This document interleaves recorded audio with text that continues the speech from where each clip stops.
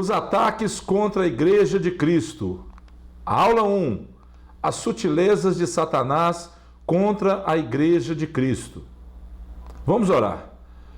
Pai, obrigado, Deus, pelo início de mais um trimestre. Nós abençoamos, papai, cada aula, cada tempo que tivermos com o Senhor e te pedimos, abra o nosso entendimento, papai.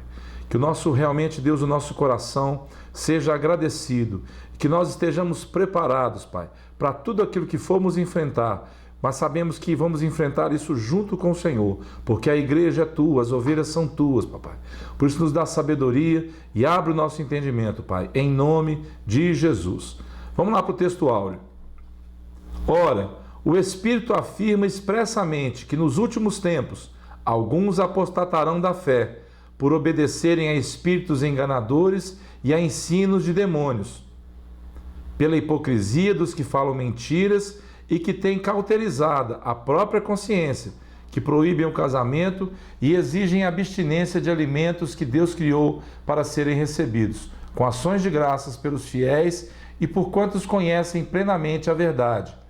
Pois tudo que Deus criou é bom, e recebido com ações de graças, nada é recusável, porque pela palavra de Deus e pela oração é santificado. Vamos lá para a introdução, então. Vamos começar o trimestre, vamos ver o que Deus tem para nós através dessa aula de hoje. De forma sutil, sorrateira, perspicaz e muitas vezes sedutora, os ataques do inimigo se revelam dia após dia contra a igreja do Senhor Jesus. Explícitos ou não, é preciso cuidar da vida espiritual, lendo a palavra de Deus de maneira disciplinada e cultivar uma vida de oração e jejum. Nossas armas são espirituais. Bem-vindo ao novo trimestre. Nós agora vamos falar sobre esses ataques que o inimigo tem lançado sobre a igreja, sobre as nossas vidas. E eu queria te desafiar. Vamos compartilhar essas aulas de escola dominical. Esse trimestre nós não vamos gravar a palavra de sexta-feira, por enquanto. Vamos esperar um pouquinho, vamos descansar um pouquinho. Mas eu queria que você compartilhasse a aula de escola dominical nos seus grupos, com as pessoas, para a gente poder incentivar, para que as pessoas tenham consciência dos tempos que nós estamos vivendo e das armas que nós vamos poder usar para realmente combater o inimigo da nossa alma. E vamos ver como é que nós vamos reagir a isso, como é que as pessoas vão reagir a isso, porque é necessário que nós possamos ensinar as pessoas. E esse trimestre novo começa já falando sobre essa sutileza, sobre essas armadilhas, muitas vezes implícitas nas coisas, disfarçadas, carinha de anjo, carinha bonita, carinha anjo de luz, mas no fim, realmente, uma estratégia de Satanás para derrubar a família, para derrubar a igreja, para derrubar aquilo que realmente Deus tem construído. Mas isso é impossível, amados. Desde já eu deixo claro para você, muitas vezes vamos falar de coisas, Satanás tem feito isso, tem feito aquilo, mas é impossível, porque o Senhor da igreja, Ele é forte. A igreja pode ser muitas vezes atacada, mas o Senhor da igreja, Ele é forte, maravilhoso, Deus forte, Pai da eternidade e Príncipe da paz. Amém? Vamos em frente então. O agente, como a gente diz, por trás desses ataques, tanto na antiga aliança, como na nova aliança, ou seja, Antigo Testamento, o tempo passado, lembra lá? Antigos profetas, Moisés, o Antigo Testamento e o Novo Testamento é a mesma coisa, sempre foi o mesmo. O inimigo da nossa alma, quem é? Satanás. Se em anos passados as perseguições e conflitos bélicos eram os instrumentos usados, hoje isso acontece de forma muito mais sutil. A normalização de comportamentos e práticas contrárias à fé cristã.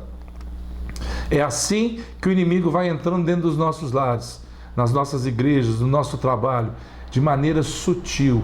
A normalização, a banalização da graça, a normalização do evangelho. Está rodando um vídeo na internet aí, o pessoal chutando uma Bíblia, depois mostra a Bíblia dentro de uma latrina. Amados, isso é triste, isso não é bom de ver. Mas entenda que Deus sabe todas as coisas. Essas pessoas, muitas vezes, já estiveram dentro de uma igreja. Nós vamos falar um pouquinho sobre isso daqui a pouco. Mas elas já estiveram na igreja, já professaram a fé cristã e hoje elas desprezam o que para nós é de extremo valor, a palavra de Deus. Então não se deixe abalar por isso, mas viva a sua vida, buscando a Deus, servindo o Senhor. Deus sempre cuidou do seu povo. Os alertas e advertências fazem parte da história, tanto individual como coletivamente. Deus usava manifestações de poder, profetas e a própria palavra. Para quê? Para expressar a sua vontade aos homens. Olha o caso dos profetas Jeremias, Isaías, todos eles usados por Deus para dizer ao povo, né? E o que a palavra fala sobre isso? Andarão dois juntos se não houver entre eles acordo? Olha o que Amós está dizendo, amados. Rugirá o leão no bosque sem que tenha presa? Levantará o leãozinho no covil a sua voz se nada tiver apanhado? Cairá a ave no laço em terra se não houver armadilha para ela? Levantar-se-á laço da terra sem que tenha apanhado alguma coisa? Tocar-se-á trombeta na cidade sem que o povo se estremeça? Sucederá algum mal à cidade sem que o Senhor o tenha feito? Certamente o Senhor Deus não fará coisa alguma sem primeiro revelar o seu segredo aos seus servos, os profetas. Rugiu o leão, quem não temerá? Falou o Senhor Deus, quem não profetizará? Lembra do caso de Saul? Depois que Samuel orou por ele, ele entrou no meio dos profetas e começou a profetizar também. Lembra disso? Está lá no livro de Samuel. Então, amados, não tem desculpa. Não há, então, razão para surpresa nenhuma. Ah, eu não sabia que Deus ia realmente vir a justiça de Deus sobre o meu pecado, sobre o pecado da nação. Não. O Senhor vem através de Amós ali, Deus não fará nada sem antes revelar aos seus santos, os profetas. Por isso, fique atento para você não ser pego realmente, como muitas pessoas dizem, de surpresa. A precisão com que foram descritos esses sutis ataques de Satanás contra o povo escolhido de Deus e a não referência ao dia e hora, quer dizer, não tem dia, não tem hora, é para você ficar alerta. Devemos servir sempre de alerta máximo. Para quê? Para que isso não nos pegue, nos alcance, né? A profecia é bem clara e objetiva em descrever comportamentos, ações, que mais? Práticas que marcariam esse tempo final. Pessoas com determinadas características que seriam nesse tempo. O amor de muitos, a palavra diz, que ia se esfriar. Que é uma coisa mais esquisita que hoje. As pessoas estão tão sem paciência, estão tão assim desesperadas com as coisas. A falta de amor é tão grande que as pessoas não reconhecem o mover de Deus na vida delas. Estava passando outro dia com a minha família aqui e um rapaz que estava na rua sentado, entrou na drogaria pedindo um copo de água para a menina, gritando, me dá um copo d'água, me dá um copo, quero um copo d'água. Agora você vê, a mulher sai do supermercado e me deu um pão de queijo com cheddar. A coisa que eu mais detesto nesse mundo é cheddar. Eu parei para pensar e falei, meu Deus, ela deve ter dado algo que parecia o melhor para ele e ele reclamando que não gostava de pão de queijo com cheddar. A insensibilidade. Nós vamos falar sobre a cauterização da consciência das pessoas. Tem a ver com isso. As pessoas não sabem o seu real estado de miséria. E como Paulo disse, miserável homem que sou, quem pode me livrar do corpo dessa morte? Nós ficamos aí, às vezes, sem ação, sem reação diante dessas coisas. Por isso, cuidado, vigie a sua vida, ore, leia a palavra, busque a Deus, para você não cair nesse laço do inimigo. Nossos maiores inimigos são de esfera espiritual, mas sabemos que a hipocrisia, mentira, falsidade, engano, são manifestações inversas das virtudes morais cristãs, contrárias à autenticidade e verdade de Cristo em nós. Pela hipocrisia dos que falam mentira, que mais que Paulo diz? E que tem cauterizada a própria consciência. O que é uma consciência cauterizada? É uma consciência insensível a discernir entre o certo e o errado. Ela não sente. A pessoa não sente que está vivendo uma vida errada. E aí o que ela faz? Toma atitudes que desagradam a Deus. Como assim? Como que eu vou fazer então para não viver com a minha consciência cauterizada? Eu preciso ler a palavra.